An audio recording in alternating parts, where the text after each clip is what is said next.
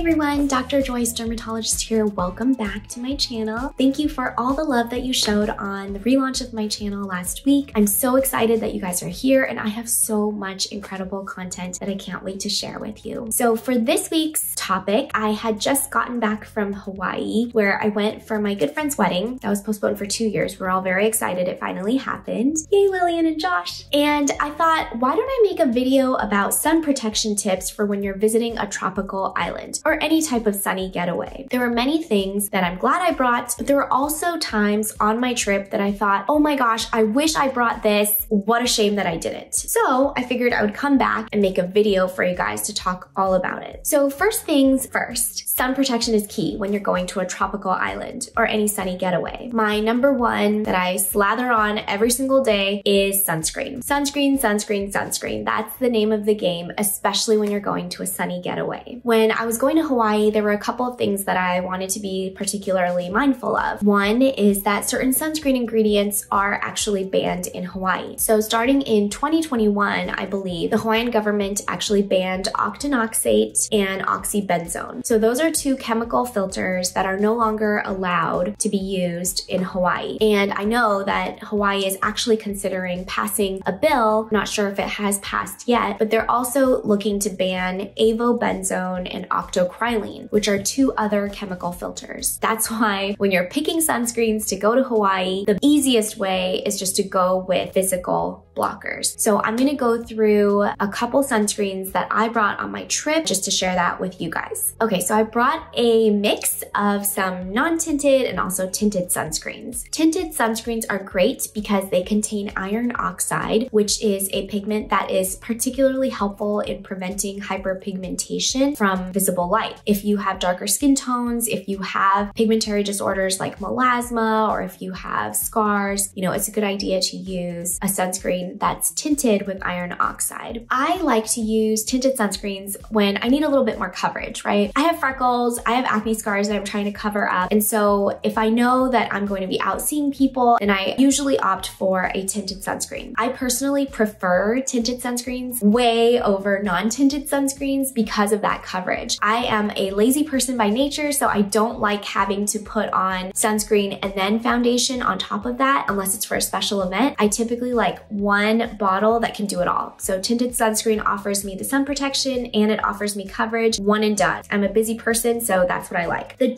actually three tinted sunscreens that I wanted to share with you guys today are the Paula's Choice Super Light Daily Wrinkle Defense, the Tatcha Silk Sunscreen, which I recently got as a sample, and then the Isden Photo Airy Fotona Ageless Ultra Light Emulsion. These three were the ones that I chose to bring with me because they all are tinted, they're 100% zinc oxide, and they offer some type of coverage. So this one, the Paula's Choice Super Light Daily Wrinkle Defense, this is broad spectrum SPF 30. It also contains antioxidants as well as resveratrol. Resveratrol is an antioxidant derived from the skin of red grapes. It can just help with preventing sun damage and also reversing some of that oxidative damage from reactive oxidative species produced by UV radiation on your skin. This one is zinc oxide 13% and SPF 30, and it goes on with a matte finish, and it's kind of like a silky lotion, which I really like. I prefer lotions over liquids, and so I really like this one. I've actually been combining that with the Tatcha Silk Screen. The Tatcha Silk Screen is also zinc oxide, it's 10%, and this one is great because it also contains niacinamide, which can help with redness, can help with some acne and inflammation, and it also has hyaluronic acid, so it is hydrating. This one is SPF 50 and also PA+++++.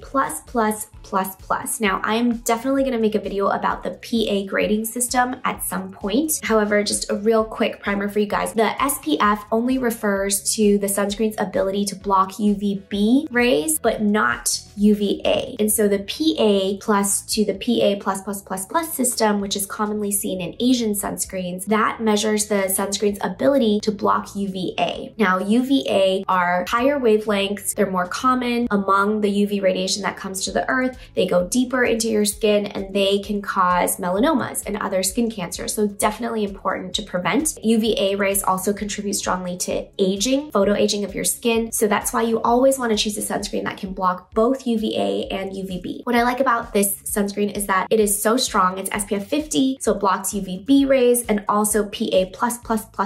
So that means it is really good at blocking UVA rays. The thing about this one that I don't like as much is that it's more liquidy. And like I mentioned, I prefer more of a lotion sunscreen because my skin tends to be dry. So this is more of a liquidy sunscreen, so I tend to combine it with a lotion sunscreen. The Tatcha Silkscreen also doesn't have as much coverage as I would like. I feel like you could still see a lot of my freckles and scars under it. It's more of a sheer coverage, and so these two together, dream team. All right, and then the last tinted sunscreen that I brought is the Isden Photo Aerofotona Ageless Ultralight Emulsion. This one is a zinc oxide 10.7%. This one's also water resistant, whereas the other ones that I mentioned are not particularly water resistant. So this is important for if I know I'm going to be going into the pool or in the ocean. And I really like Isden as a brand in general because they make a lot of products that are specifically designed for sun-damaged skin. The cool thing about this sunscreen is that it actually contains DNA repairsomes. So this is a special technology developed by Isden where they take enzymes derived from plankton that can actually help prevent and also treat sun damage. And this one also contains vitamin E as well as peptides to help stimulate collagen production. So there's a lot of extras in this sunscreen. It's not just simply a sun protection sunscreen, but there's a lot of other extra goodies packed in here that actually help your skin. So that's why I'm a big fan of this one. I will say this tint is a little bit dark and orangey on my skin tone. Ever since COVID, I've just been a total hermit and holed up in my house without getting much sun protection. And y'all know how fanatic I am about putting on SPF if I step outside. So I've gotten a lot lighter in the past year. And so with this one, I find that it can be a little dark on my skin. So I noticed that when I put it on, my face is a little bit more orange colored than my neck and the rest of my body. So that's the only thing. Other than that, I love it. And I think that this color would work well with anyone else who is not as fair skinned as me. Now, in terms of non-tinted sunscreens, I brought the counterpart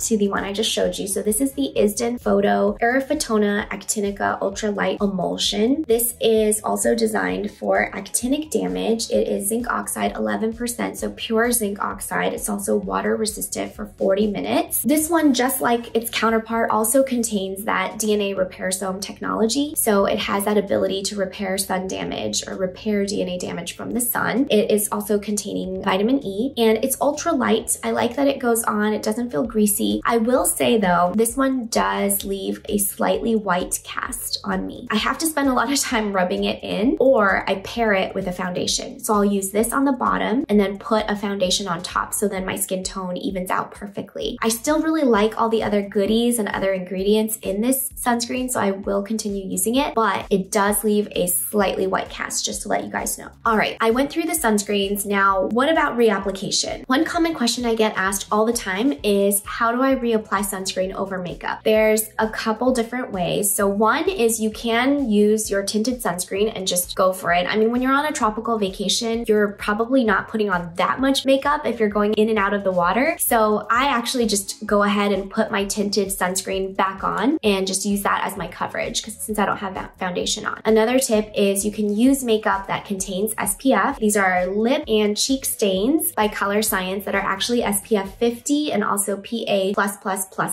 and also water and sweat resistant for 40 minutes. So these you can easily, it's like a twist up, you can easily just apply it to your cheek and also to your lips for some color. So I like that. There is also this idea of brush on sunscreen powders. And I will admit, I like them, but let me explain my hesitancy there. My hesitancy lies in the fact that I don't know exactly how much I'm getting on. How you use this is you're supposed to tap it against a hard surface really vigorously like this so that the powder really gets on the bristles, and then you open it up and then you're supposed to see this like plume. I don't know if you guys see that. See this plume?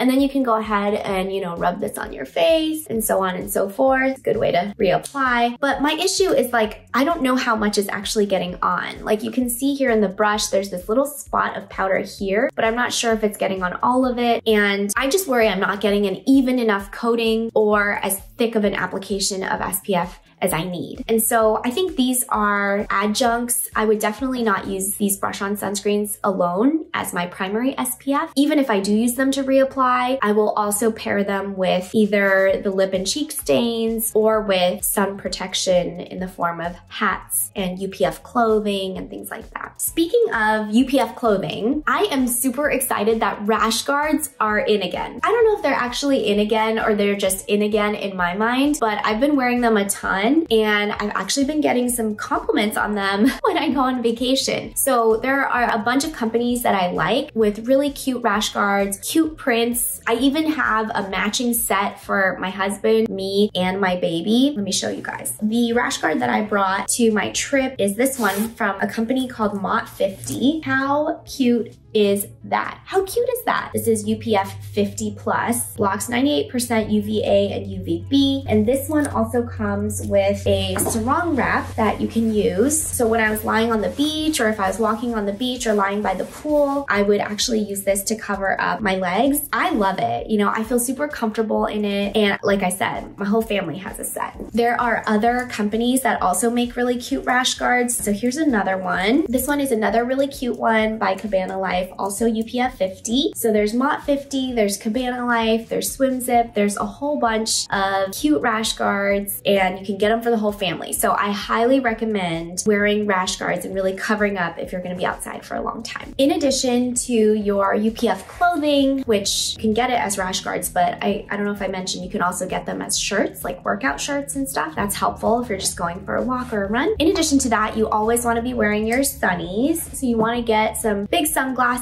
that can do multiple things. They'll protect your eyes. They'll make it so that you're not squinting all the time so that you don't get wrinkles. And of course they offer some sun protection. So you definitely want to get your sunglasses too. And then I want to talk about hats. This is something where I wish I had brought the right hat, but I really didn't. I only brought one hat with me to Hawaii and it's this huge broad brimmed straw hat, which I actually got so angry with that I left in Hawaii. What happened was I only had that one hat, so I wore it everywhere. And I actually wore it in the pool when I was swimming, and of course it blew off my head, went in the water, and then the hat completely lost its structure, and so it became like really floppy, flopped all over my face. I couldn't see anything, and then I just didn't have a good hat for the rest of my trip, so I was really annoyed. So what I wish I had brought was this. Well, I clearly have not removed the film yet, but I'll just show you guys. This is from Bluestone Sun Shields, and it comes with this like Velcro band in the back that's adjustable, and it can adjust with the sun. So like if the sun's up here, you can wear it up here. If the sun's down low, you can wear it down here and still be on your phone texting. So I like that it's a visor because I often had my hair in a bun or in a ponytail at the beach or pool, and it was so annoying to have to put on my hat, my crappy hat that then blew off in the pool and then lost its shape anyways. So I wished I had a visor. It's just more versatile, easy to put on, and then I love that this is adjustable, you know, going all the way to this. You can also, I've had some people tell me that they wear baseball caps, and you know, baseball caps are fine, but they don't really offer enough sun protection. Like the sides of my face are still exposed. So if you're in a pinch and you don't have anything else, a baseball hat is better than nothing, but for full sun protection coverage, I prefer the Darth Vader mask. So I hope you found this helpful, a useful primer on sunscreen tips for your next sunny getaway. I know I'm already dreaming of my next island vacation, but until then, we'll keep talking about sun care and how to care for your skin. Bye!